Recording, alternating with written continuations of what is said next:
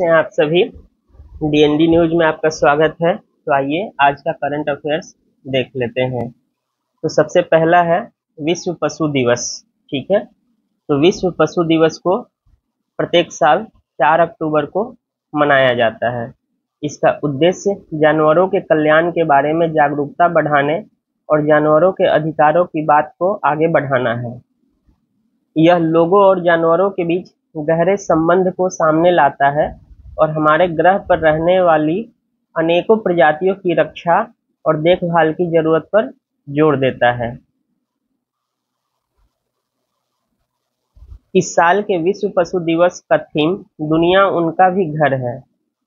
यह इस बात का प्रकाश डालती है कि जानवर न केवल पृथ्वी के निवासी हैं, बल्कि हमारे पारिस्थितिकी तंत्र का महत्वपूर्ण हिस्सा है। यह सुरक्षित और संरक्षित वातावरण में रहने के उनके अधिकार पर जोर देता है। यह मनाया कब से जा रहा है? तो विश्व पशु दिवस पहली बार 24 मार्च 1925 को जर्मनी में बर्लिन के स्पोर्ट्स प्लेस में मनाया गया था, जिसका श्रेय सीनोलॉजिस्ट और पशु संरक्षण अधिवक्ता हेनरी जिमरमैन को जाता है। उनका उद्देश्य पशु कल्याण के बारे में जागरूकता बढ़ाना था।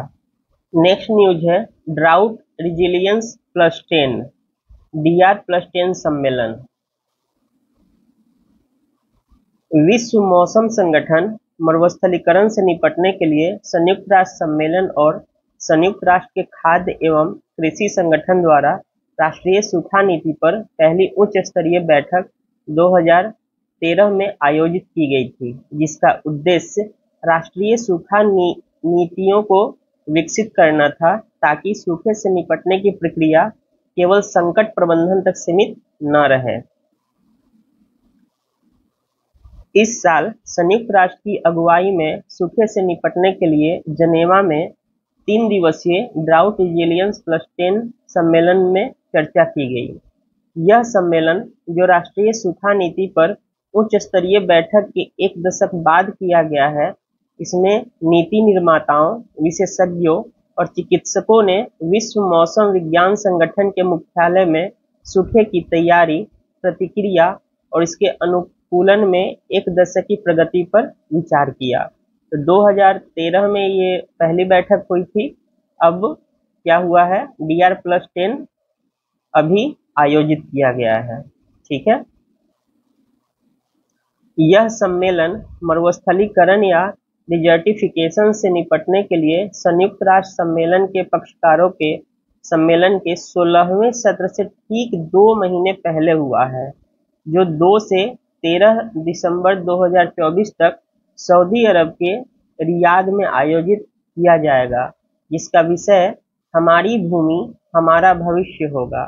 तो थर्ड न्यूज, SCO शिखर सम्मेलन में भाग लेने के लिए पाकिस्तान जाएंगे जयशंकर। ठीक है, तो 15 और 16 अक्टूबर को इस्लामाबाद में आयोजित होने वाले SCO शिखर सम्मेलन में भाग लेने के लिए एस जयशंकर के नेतृत्व में एक प्रतिनिधि मंडल पाकिस्तान जा रहा है। SCO से भारत का जुड़ाव 2005 में भारत क्या बना, पर्यवेक्षक देश, और 2017 अस्थाना शिखर सम्मेलन में SCO का पूर्ण सदस्य देश बन गया था। भारत ने SCO और इसके क्षेत्रीय आतंकवाद विरोधी ढांचे रैट्स के साथ अपने सुरक्षा संबंधी सहयोग को गहरा करने में गहरी दिलचस्पी दिखाई है, जो विशेष रूप से सुरक्षा और रक्षा से संबंधित मुद्दों से निपटता है। अब देख लीजिए कि SCO की स्थापना कब हुई। तो SCO की स्थापना 2001 में संघाई में रूस, चीन, किर्गिस्तान, तजाकिस्तान, उज्बेकिस्तान के राष्ट्रपतियों द्वारा एक शिखर सम्मेलन में की गई थी। पाकिस्तान भी 2017 में इसका अस्थायी सदस्य बना था। नेक्स्ट जो न्यूज है, भारत ने 3 देशों के साथ बिजली समझौते पर हस्ताक्षर किए, जिससे बांग्लादेश को नेपाल से 40 मेगावाट बिजली आयात करने की अनुमति मिलेगी। तो इस समझौता के अनुसार बांग्लादेश अब नेपाल से 40 मेगावाट बिजली आयात करेगा। इसमें भारतीय पक्ष भी शामिल है, क्योंकि नेपाल की बिजली भारतीय क्षेत्र में ट्रांसमिशन इंफ्रास्ट्रक्चर के माध्यम से बांग्लादेश को भेजी जाएगी। ऐसा क्यों है? क्योंकि नेपाल और बांग्लादेश के बीच कोई भी भौगोलिक रूप से सीमा नहीं जुड़ी हुई है।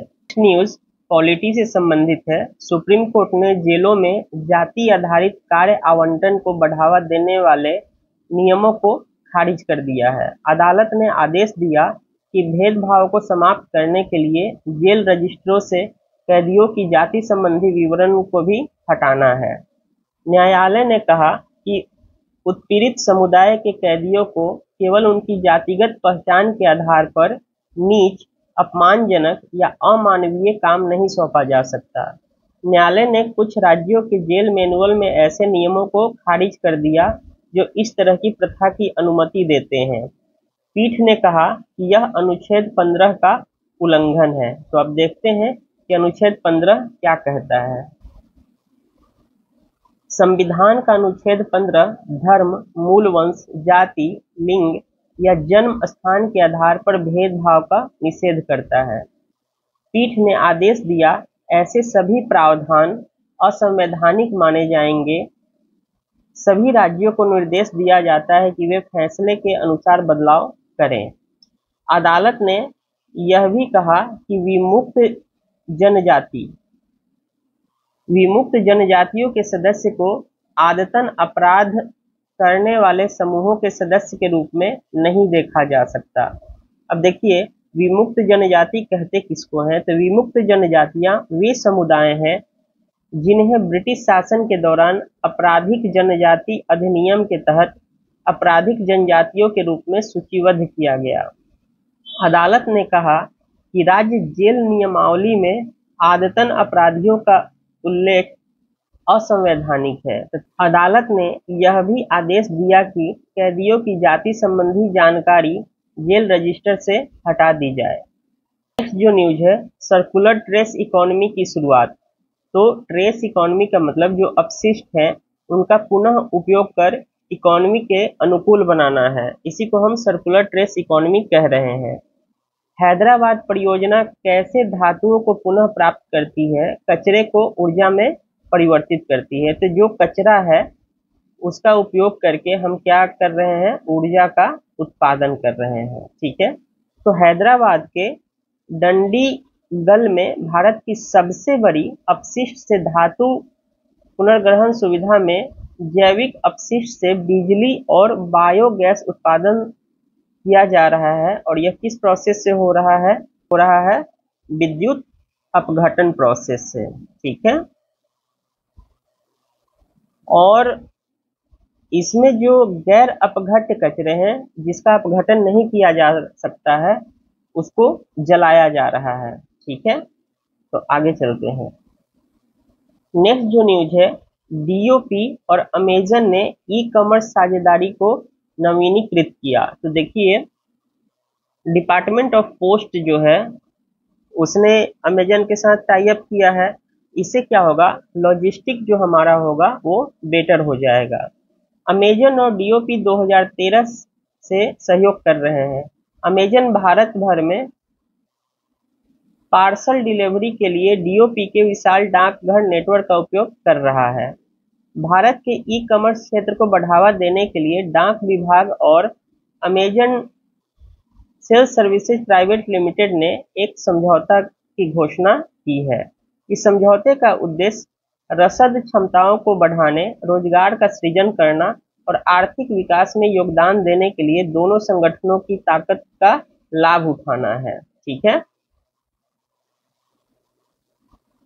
इस समझौता ज्ञापन की मुख्य विशेषताओं में लॉजिस्टिक और व्यवसाय विस्तार में अवसरों की खोज, लॉजिस्टिक परिचालन में समन्वय, ज्ञान साझाकरण तथा क्षमता उपयोग को अनुकूलित करना शामिल है। इस समझौते में अमेजन और डीओपी दोनों को क्या होगा? लाभ होगा। और वो कैसे होगा? तो अमेजन को डीओपी के 1.6 लाख से ज्यादा डाकघरों के व्यापक नेटवर्क तक पहुंच मिलेगी, जिससे इसके लॉजिस्टिक संचालन की सुव्यवस्थित किया जा सकेगा और इसके बढ़ते ई कॉमर्स व्यवसाय को समर्थन मिलेगा। दूसरी ओर डीओपी पार्सल ट्रांसमिशन और डिलीवरी को बढ़ाकर अपने पार्सल व्यवसाय को मजबूत करेगा। यह साझेदारी ई कॉमर्स लॉजिस्टिक में डीओपी की विशेषज्ञता को भी बढ़ाएगी, जिससे भारत के वैश्विक लॉजिस्टिक हब बनने के लक्ष्य में योगदान मिलेगा। ठीक, जो न्यूज है, दूरसंचार विभाग और दूरसंचार सेवा प्रदाताओं ने फर्जी अंतर्राष्ट्रीय कॉलों को रोकने के लिए नई प्रणाली लागू की है। इस पहल का उद्देश्य धोखाधड़ी, छद्मवेश और अन्य साइबर अपराधों से निपटना है। फर्जी अंतर्राष्ट्रीय कॉल की बढ़ती समस्या से निपटने के लिए दूरसंचार विभाग ने दूरसंचार सेवा प्रदाताओं के साथ मिलकर एक नई प्रणाली लागू की है, जिससे इस कॉल को भारतीय ग्राहकों तक पहुंचने से पहले ही ब्लॉक कर दिया जाएगा। और इस सुविधा का नाम क्या है? वो है चक्षु। तो इस चक्षु सुविधा में उपयोगकर्ताओं को संदिग्ध धोखाधड़ी कॉल, एसएमएस, व्हाट्सएप संदेशों के विवरण की रिपोर्ट करने में सक्षम बनाती है, जिसमें स्क्रीनशॉट और प्राप्ति के माध्यम इच्छित धोखाधड़ी की श्रेणी, तिथि और समय के बारे में जानकारी शामिल है। साइबर क्राइम से निपटने के लिए अन्य उपाय क्या किए गए हैं? तो इनमें डिजिटल इंटेलिजेंस यूनिट परियोजना शामिल है, संचार साथी पोर्टल है, एक डिजिटल इंटेलिजेंस प्लेटफॉर्म और नकली या जाली दस्तावेजों का उपयोग करके प्राप्त मोबाइल कनेक्शनों की पहचान करने और उन्हें डिस्कनेक्ट करने के लिए एआई आधारित टूल का उपयोग किया जा रहा है। जो न्यूज है वो है, केंद्र सरकार ने स्वच्छ शासन के लिए विशेष अभियान 4 शुरू किया। विशेष अभियान 4 का उद्देश्य कार्यालय स्थलों को बेहतर बनाना तथा आधुनिक सफाई प्रथाओं को बढ़ावा देना है। तो इसकी शुरुआत किसने की है? तो इस अभियान की शुरुआत केंद्रीय कोयला मंत्री ने अपने नई दिल्ली में कोयला मंत्रालय के कार्यालय परिसर में विशेष अभियान 4 के क्रियान्वयन चरण का शुभारंभ किया है। 2 अक्टूबर से 31 अक्टूबर तक चलने वाले इस अभियान का उद्देश्य स्वच्छता को बढ़ावा देना और सरकारी कार्यों में लंबित कार्यों को कम करना है। विशेष अभियान 4 का उद्देश्य कार्यालय स्थानों को बेहतर बनाना, आधुनिक सफाई प्रथाओं को बढ़ावा देना, अभियान में कचरे को धन में बदलना, समावेशिता को बढ़ावा देने, नागरिक केंद्रित दृष्टिकोण को प्राथमिकता देना और मौजूदा प्रोटोकॉल और तंत्र को मजबूत करने पर भी जोर दिया गया है। देखिए सुकन्या समृद्धि योजना के बारे में। तो भारतीय रिजर्व बैंक के आंकड़े के अनुसार इस योजना में बकाया जमा राशि वर्ष 2023 के फरवरी में 77,472 करोड़ रुपए थी, जो फरवरी 2024 में बढ़कर 1 लाख करोड़ रुपए पहुंच गई है। सुकन्या समृद्धि योजना में जमा राशि में लगातार इजाफा हो रहा है। इस साल सुकन्या समृद्धि योजना ने सभी लघु बचत योजनाओं में सबसे अधिक 41% की वृद्धि दर्ज की है। भारतीय रिजर्व बैंक के आंकड़ों के अनुसार इस योजना में बकाया जमा राशि वर्ष 2023 के फरवरी में 77,472 करोड़ रुपए थी, जो फरवरी 2024 में बढ़कर 1 लाख करोड़ रुपए पहुंच गई है। अब सुकन्या समृद्धि योजना की विशेषताओं को देख लेते हैं। इस योजना के तहत जमा राशि पर प्रति वर्ष 8.2% का ब्याज मिलता है। खास बात यह है कि यह एक छूट आधारित योजना है, यानी इस योजना में जमा धनराशि कर कटौती योग्य धारा 80C के तहत होती है। यही नहीं, इससे मिलने वाला ब्याज और बाद में परिपक्वता आय भी कर से मुक्त होती है, तो ये ध्यान रखना है। इस योजना के तहत 10 वर्ष से कम उम्र की बेटी के लिए खाता खोला जा सकता है और यह योजना जिस वित्त वर्ष में खाता खोला गया है उसके 21 वर्ष पूरे होने पर परिपक्व हो जाती है। इसमें कोई भी माँ बाप सिर्फ अपनी 2 बेटियों का ही खाता खोल सकता है। तीसरी बेटी का खाता उसी स्थिति में खोला जा सकता है जब दूसरी और तीसरी बेटी क्या हो, जुड़वा हो।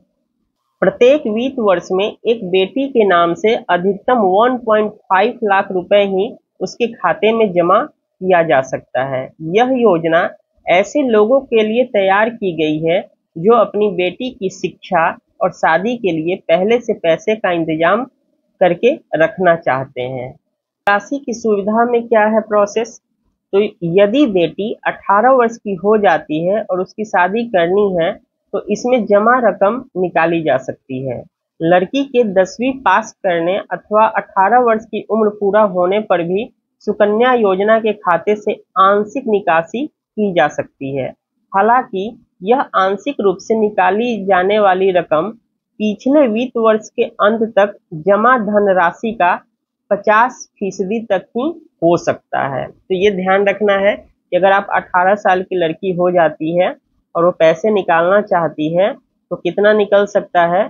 तो ये जो साल चल रहा है तो उसके पहले वाला जो साल होगा उस समय तक कितना धन जमा हुआ है, सपोज कीजिए कि 100 रुपया जमा हुआ है तो आप इसका 50% ही निकाल सकते हैं, मतलब 50 रुपये निकाल सकते हैं। इसी अब यह योजना की क्या सीमाएं हैं, ठीक है। यदि 12वीं कक्षा या स्नातक शिक्षा के लिए अधिक धन की जरूरत पड़ती है तो यह सीमा अड़चन हो सकती है। जो ऊपर में हमने सीमा बताया कि 50% ही राशि निकाल सकते हैं, तो ये क्या है, एक प्रॉब्लम है। जो लोग लंबे समय तक धन जमा नहीं रखना चाहते उनके लिए सुकन्या समृद्धि योजना आकर्षक विकल्प नहीं लगती। तीसरी समस्या क्या हो सकती है कि सुकन्या समृद्धि योजना का 8.2% का ब्याज काफी आकर्षक होता है, लेकिन इक्विटी भी दीर्घावधि में उच्च रिटर्न दे सकता है। ऐतिहासिक रूप से आंकड़े बताते हैं कि 2 दशक या इससे अधिक अवधि के निवेश पर इक्विटी बाजार दोहरे अंक का उच्च रिटर्न देता है। तो ये जहां 8.2% दे रहा है, यहाँ आप समझ लीजिए कि यह 12 से 15% तक का रिटर्न 2 दशक में आपको मिलेगा। अन्य जो बातें हैं जैसे पीपीएफ है, वो 5-5 साल की अवधि में बार बार अनिश्चित काल तक विस्तार की सुविधा देता है। इसके उलट सुकन्या समृद्धि योजना 21 वर्ष की अवधि पूरी होने पर बंद हो जाती है। अब कुछ व्यवहारिक मुद्दे भी हैं जो इसकी सीमाओं को रेखांकित करते हैं। वो क्या है?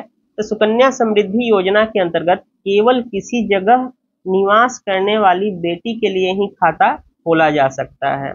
यदि निवास का स्थान बदल रहे हैं तो उसकी जानकारी संबंधित बैंक अथवा डाक खाने को देनी पड़ती है और 1 महीने के भीतर निवास स्थान का स्थान अपने खाते में अपडेट कराना पड़ता है। यदि आप ऐसा नहीं करते हैं तो खाता क्या हो जाएगा, बंद समझा जाएगा और उसके बाद से इसमें ब्याज की राशि नहीं भेजी जाती है। दूसरी जो एक व्यवहारिक समस्या है वो है विदेश जाने से पहले खाता बंद कराना भी थोड़ा चुनौतीपूर्ण होता है, क्योंकि जब तक भारत में है तब तक तो खाता धारक को निवासी ही माना जाता है। यदि एक बार निवास की स्थिति बदलती है तो किसी के लिए बैंक में जाकर खाता बंद कराना और भी मुश्किल हो सकता है। तो ये कुछ व्यवहारिक समस्या है, ठीक है। तो नेक्स्ट क्लास में मिलते हैं। चैनल पर नए हैं तो सब्सक्राइब कीजिए, लाइक कीजिए, शेयर कीजिए, बेल आइकन को दबाइए, नोटिफिकेशन पाइए। धन्यवाद।